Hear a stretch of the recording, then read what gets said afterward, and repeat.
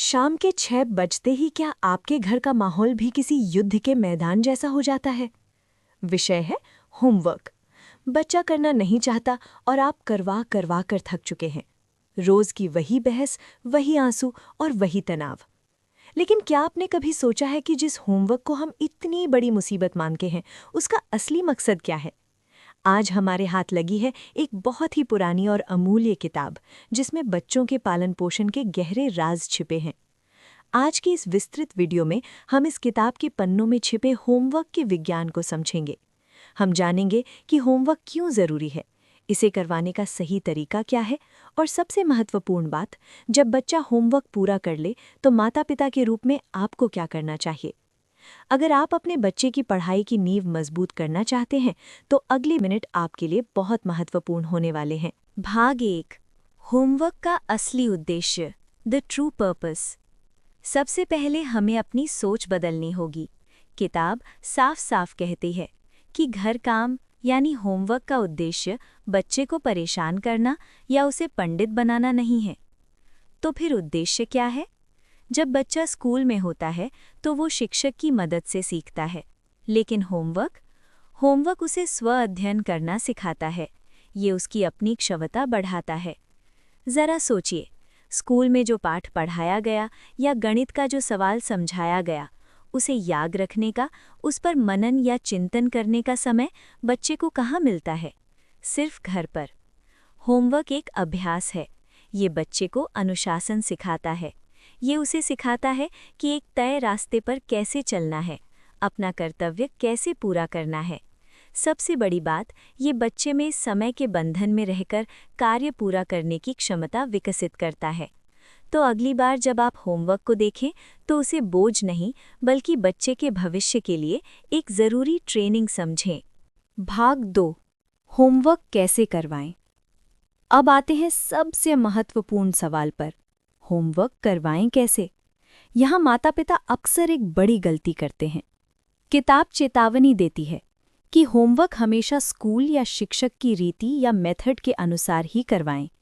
कई बार हमें लगता है कि हमारा तरीका आसान है, हम बच्चे को अपने तरीके से गणित का सवाल समझा देते हैं, बच्चा समझ भी जाता है, लेकिन जब वो स्कूल में उस तरीके से सवाल करता है तो उसके मार्क्स कट जाते हैं।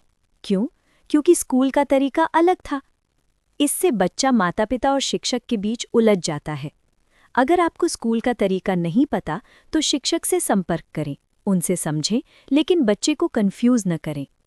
दूसरी ज़रूरी बात, समय। रोज़ होमवर्क के लिए एक निश्चित समय निकालें। ये नियम होना चाहिए। अगर किसी दिन होमवर्क कम है तो उस समय में उसे पढ़ने की आदत डालें, लेकिन वो समय पढ़ाई के लिए ही रखें। और अब इस किताब में दी गई सबसे बड़ी चेतावनी, ध्यान से सुनिएगा। बच्चे को कभी ये ना कहें कि जल्दी जल्दी होमवर्क खत्म कर लो ताकि तुम खेलने जा सको। ये बहुत खतरनाक है। किताब कहती है कि बच्चे बहुत शातिर होते हैं। अगर उन्हें पता चला कि जल्दी काम खत्म करने पर खेलने मिलेगा तो वे सीखेंगे नहीं, वे सिर्फ निपटाएंगे।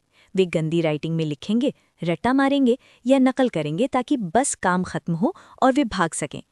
आप सोचेंगे बच्चे ने काम कर लिया, लेकिन उसने कुछ नहीं सीखा।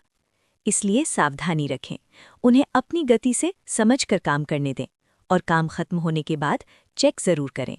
भाग 3, माता-पिता की भूमिका, रोल ऑफ पेरेंट्स। जब बच्चा होमवर्क करने बैठता है तो आपकी क्या भूमिका होती है? सबसे पहले सामग्री यानी मटीरियल्स। ये आपकी जिम्मेदारी है कि बच्चे के पास पेन, पेंसिल, रबर, स्केल और ज़रूरी नोटबुक पूरी हों। अधूरे सामान के साथ उसे होमवर्क के लिए मजबूर ना करें। सोचिए, अगर वो आधा समय पेंसिल छीलने या नोटबुक ढूंढने में ही बिता देगा तो पढ़ेगा कब? ये तैयारी पहले से होनी चाहिए।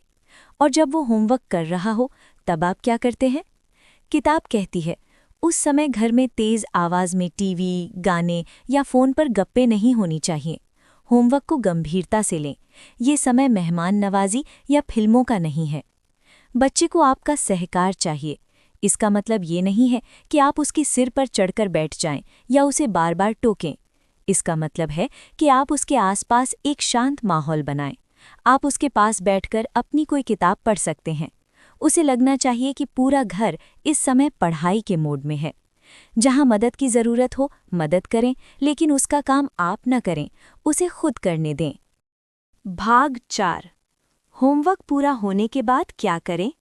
After completion.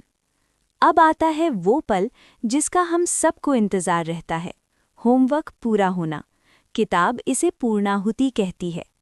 जैसे ही होमवर्क पूरा हो, उस पल को सेलिब्रेट करें, आनंद मनाएं, बच्चे की सच्ची तारीफ करें, उसे महसूस कराएं कि उसने एक महत्वपूर्ण काम पूरा किया है। उसे बिरदाएं, अप्रिशिएट करें। लेकिन यहाँ एक बहुत बारीक बात है जिसे समझना ज़रूरी है। किताब साफ कहती है कि इस रोज़मर्रा के काम के लिए कोई घूस या लालच देने की ज़रूरत नहीं है। तारीफ ज़रूरी है, लेकिन हर दिन होमवर्क पूरा करने पर चॉकलेट या गिफ्ट का वादा करना गलत है। इससे बच्चा सिर्फ गिफ्ट के लिए काम करेगा, सीखने के लिए नहीं। अंत में किताब एक बहुत गहरी बात कहती है। कई बार बच्चे होमवर्क पूरा करके ले आते हैं, हमें लगता है सब ठीक है, लेकिन जब रिजल्ट आता है तब पता चलता है कि बच्चे ने कुछ सीखा ही नहीं था। इसलिए इस पूरी प्रक्रिया में जो चीज़ सबसे ज़्यादा ज़रूरी है वो है धैर्य और लगन। हमें बच्चे की मदद करनी होगी, लेकिन उससे भी ज़्यादा ज़रूरी है कि हम बच्चे में धैर्य विकसित करें। सबसे महत्वपूर्ण बात यह है कि बच्चे के अंदर पढ़ाई के लिए रस जागे। अगर रुचि जाग गई तो बाकी सब अपने आप हो जाएगा। निष्कर्ष। तो माता-पिता, होमवर्क कोई सज़ा नहीं है, ये एक अवसर है अपने बच्चे के साथ जुड़ने का, उसे अनुशासित बनाने का और उसके भविष्य की नींव रखने का। इन पुराने पन्नों में छिपी इस सीख को अपनाएं, धैर्य रखें, सही माहौल दें और देखें कि कैसे ये रोज़ का संघर्ष एक सुखद अनुभव में बदल जाता है। अगर आपको इस किताब की ये बातें उपयोगी लगी तो इस वीडियो को दूसरे माता-पिता के साथ शेयर ज़रूर करें। ऐसी ही और गहरी और काम की बातों के लिए हमारे चैनल से जुड़े रहें। धन्यवाद।